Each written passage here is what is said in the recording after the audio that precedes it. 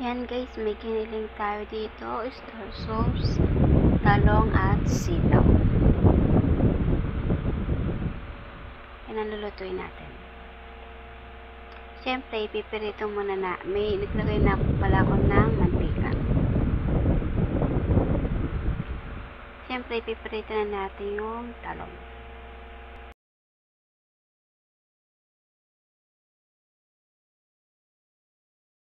Guys, pinagsabay-sabay ko na pala dito yung talong kasi i-brown lang natin, papalamputin lang natin. Then lulutuin uli natin siya. Kaya pinagsabay-sabay ko na yung talong.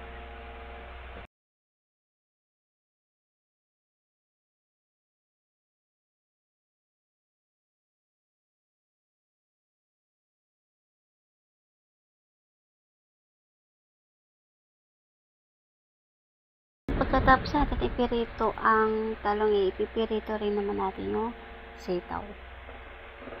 Ipipirito rin natin sitaw. Yan guys, sa tapos natin ipirito yung talong, sitaw naman. Habang nagpipirito tayo ng sitaw, syempre ay maghiwa tayo ng sibuyas. Nahiwa ko na guys. Tapos hanguin na natin yung sitaw. Pinag-brown ko lang din yan kasi lulutuin uli natin.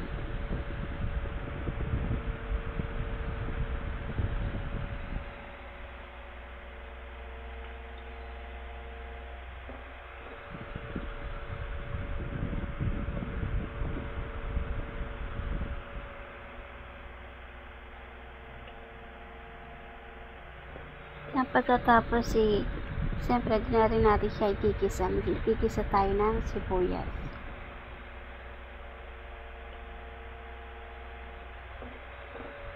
Then ilalagay na natin yung kiniling.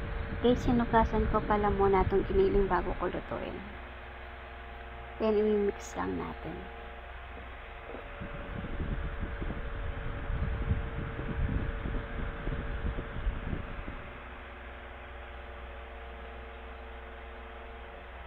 Pagkatapos ilalagyan natin ng bacon.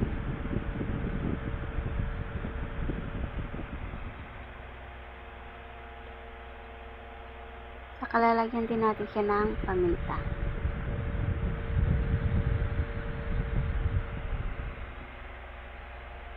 Then i-mix lang ulit natin.